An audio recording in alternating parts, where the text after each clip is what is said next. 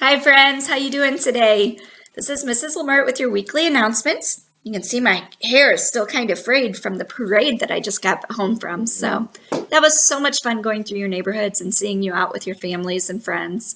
It just filled my heart. So it was a good event for me, good experience for me, and I hope it was for you too. So today we are going to continue our Mind Up curriculum. Okay. We have been focusing on a lot of strategies that we can use when our amygdala is in more control than our prefrontal cortex, okay? When our emotions are in control.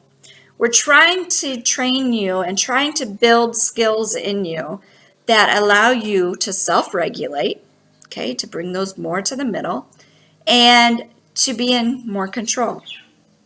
By knowing some of these strategies that we're sharing, like the deep breathing, the mindful listening, and several others that we're going to learn about today, you are going to be in more in control.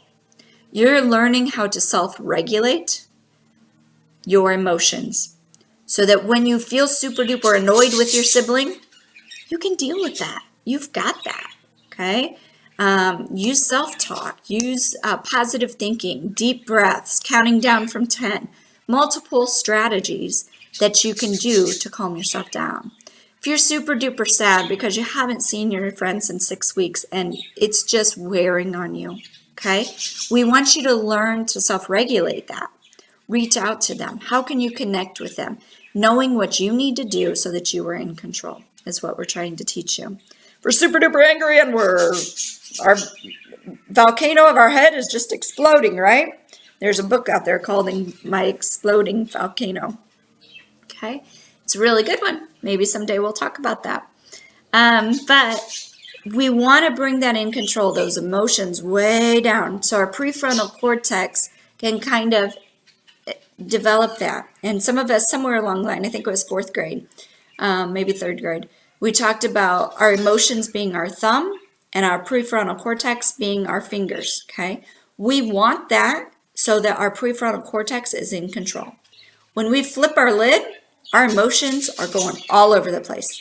And that's what I want you to be able to regulate. I want you to be able to control those emotions better so that you can make good, sound choices, okay, or decisions. So we talked about that deep breathing. Guys, it works. I hope you've tried it.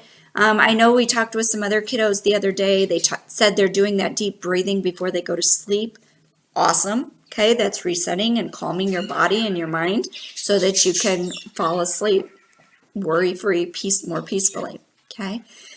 Some of you are using it at other times, which is amazing, like when you're feeling annoyed or angry or just things aren't going well. So you need to reset your brain. You're training your brain through those deep breathings or by counting down from 10, taking a walk, getting some exercise, whatever some of those strategies are that work for you. Not every strategy is going to work for every person, all right? You have to figure out which one works for you. My goal is to give you a slew of strategies that you can use and you can pick from to make work for you, okay? Let's look at, we talked about that deep breathing. Last week we focused on mindful listening. And mindful listening is just sitting quietly and letting sounds flow in through our ears, letting those sounds flow in so that we can make good choices, okay? A lot of times if we're observing other people or we're in a big room, we're hearing voices, and our voices have inflections in them, and the tone and volume of our voice says a lot about what's going on in the world right now, okay? So maybe you're in a room and everybody's talking really quiet. So what do? You look around, you notice everybody's quiet, and so then you're going to respond. And if you need to say something, you're going to say it quietly. That's self-regulation. That's self-control. If you're hearing somebody scream at the top of their lungs and da-da-da-da-da-da-da, okay, you're going to, when you're mindfully listening, you're going to hear that and want to respond.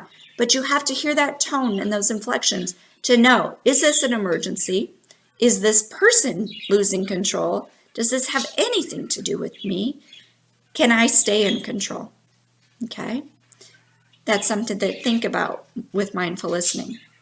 Today we're going to do 3 other intakes, and this is actually 3 total lessons in one today. I'm going to try to make it work for us, okay? Because I don't have you in front of me, and I can't make you guys go find a chocolate chip, or go find a lemon, or go find grape juice, okay?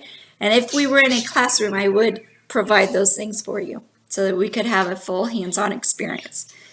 I'm going to trust that some of you will just do this on your own and experiment a little bit at home, okay? So mindful listening was last week.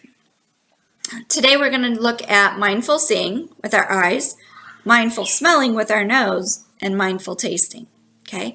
All of these things are input receptors. Everything's going into our brains, okay? So let's look at the first one, mindful seeing.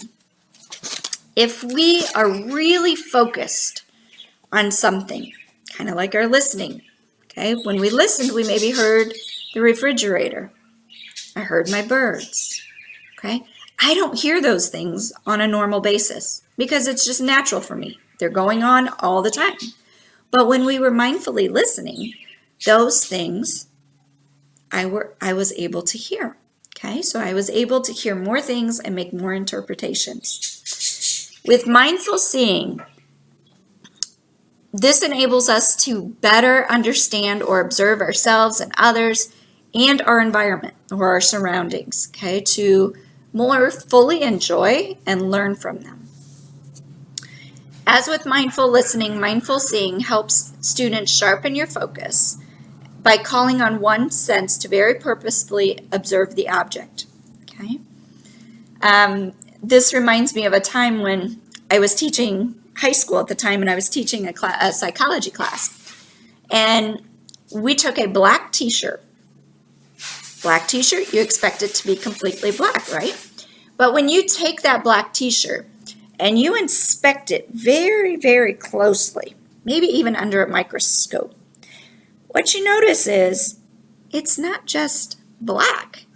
There's some red threads in there, some blue threads, some green threads, maybe even some white threads that you never even notice without mindfully seeing it, okay? So when we truly, truly focus on something, this is learning those social cues, learning from others' facial expressions and body language, how we need to interpret that. What I want you to focus on, and this is going to be part of your assignment, are descriptive words. So when we're seeing something, is that something smooth, rigid, rough? Is it bright, bold, dull in color? Is it soft? Would you say the lines were solid, fragmented, dashed lines, thick, thin, straight, curvy? Okay. Would you say the shape has a hard edge or a soft edge to it? Is it very distinct look, or is it kind of blurry? 2-dimensional, 3-dimensional, and sizes too are something to focus on. So those are some descriptive words with our mindful seeing that I want you to be fully aware of.